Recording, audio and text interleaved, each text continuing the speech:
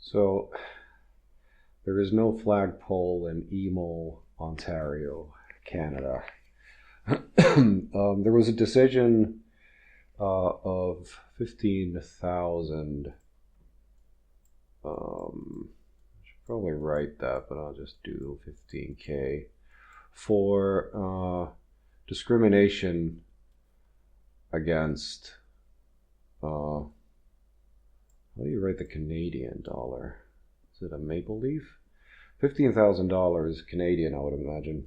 That they have to pay for discrimination for what the news were saying is discrimination against a pride organization, which was called the Borderlands Pride. I cannot remember it exactly. Borderlands Pride organization, a nonprofit. And they wanted, call them BP, they wanted to, two things, sort of.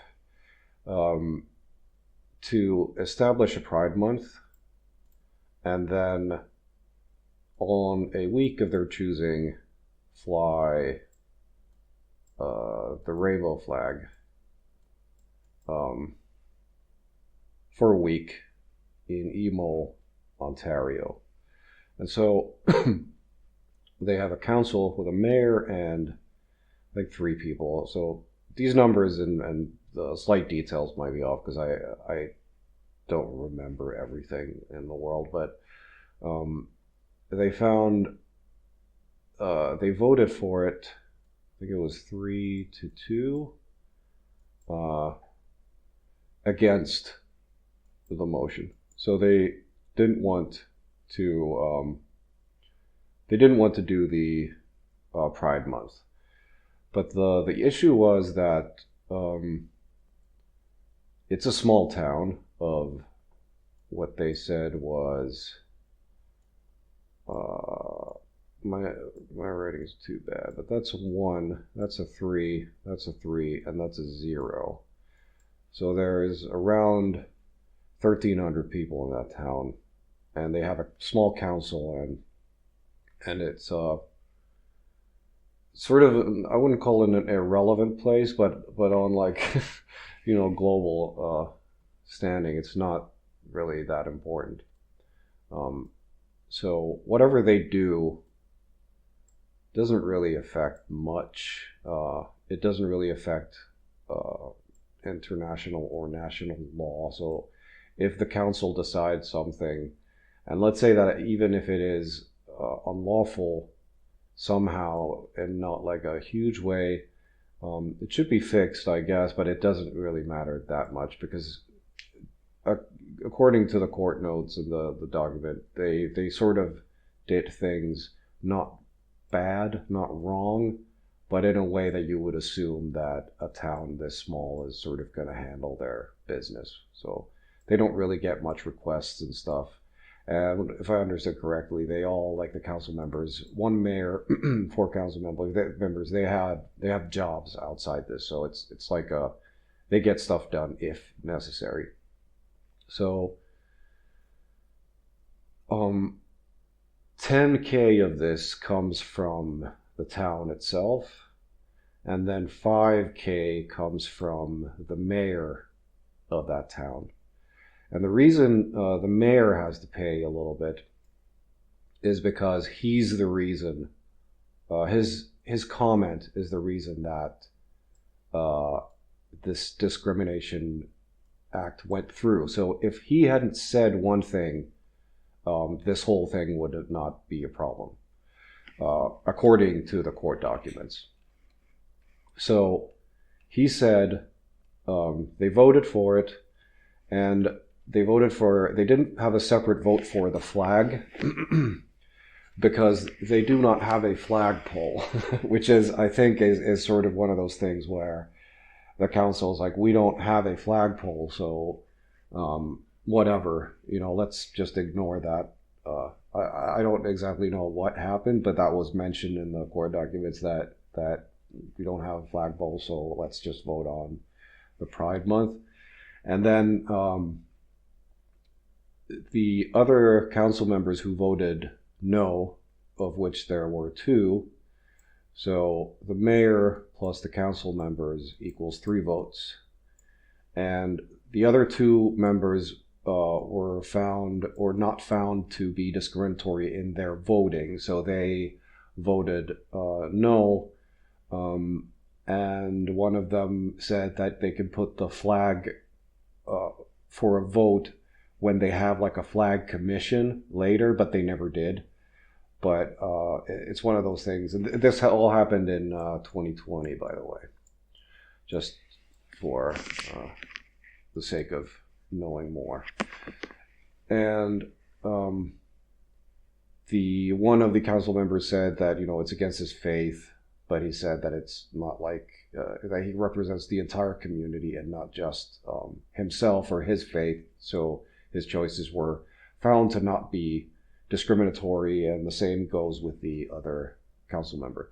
However, the mayor managed to say something, and he said that we do not fly a flag for the other side of the coin. We do not fly a straight flag. I wonder what that would look like. A straight flag. A straight flag will not bend in the wind. That's how it works. It's a square that is like hardened with resin, and it will not bend. And they don't fly a flag for that, so they're not going to fly a flag for others for their sexuality. He said that, and then he voted. Now, the decision was made on the premise of from other court cases and I guess like law standards and how the law is interpreted, is that if one part of if this is the decision and this part is discriminatory, then the entire decision is discriminatory. So that's why you get the 10K here from the entirety of the decision being discriminatory based on that one part of it was found to be discriminatory by this human rights council. And so this is one of those things where us basic citizens that don't really understand the practicalities and the little details of law might have trouble sometimes following the logic of something. Common sense works so long as nothing in the law is counterintuitive, or nothing in what we're dealing with is counterintuitive. So, or it doesn't require any extra knowledge like education or diplomas or things like that. So, if you don't know the entirety of the system, then you're not going to possibly understand the entire motive, and you're not really going to be able to have your opinion on something because of that lack of understanding. Because when you think about something, on the surface it might look like one thing, and then when you start thinking about it more, it suddenly becomes a lot more complicated. When it comes to this matter, I think like legally they had a basis for the fine, basically, because the problem was that it's a small town, and then you get like an organization that is basically based on, I would imagine, like discrimination lawsuits and things like that. Like that's how they keep their flag flying high, is they keep sort of antagonizing and pressuring and doing all kinds of trickery, in a sense, to get people to make decisions that they can then use as evidence of things going wrong. In this case, I would have decided in another way. I would have given. They got also, I think, yeah, they were given some training, like they were given some training for, to be a little bit more considerate, not with the pride or anything, but with their basically their way of handling governmental issues in a neutral way, where basically they should hide if they are prejudiced, they should hide it better. If they are not prejudiced, they should watch what they're saying a lot better. And I think I would have needed a little bit more information on things. I would have given them another chance, basically. So I would have given them another chance to make this entire system, do the entire vote again, and give them a little bit more time to sort it out properly and make sure that everything is fine. But on the basis of what happened, I would say, unfortunately for the town, the legal decision was basically based in precedent and based in the legal framework, and it's one of those things where you have to take a loss sometimes. But I mean, next year they're going to have to come back. The BP people, they're going to have to come back and ask the town again. Now, next time, the mayor will probably excuse himself, so he'll just go out the door to avoid, or this is what probably should happen, so he's not going to be a part of the vote, so he's going to abstain. And then the other people are going to vote for it, and they won't say a single word, basically.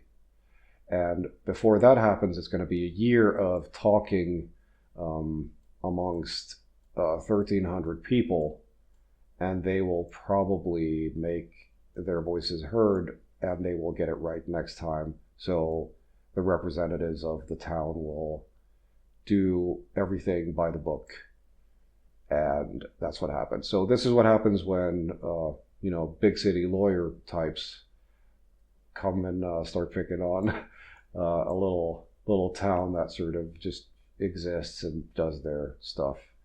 I hear the fishing is nice, but this is what happened. So 15,000 because one man said that because they don't fly flags for straight people, they're not going to fly flags for any other sexuality. And that's about it. Goodbye.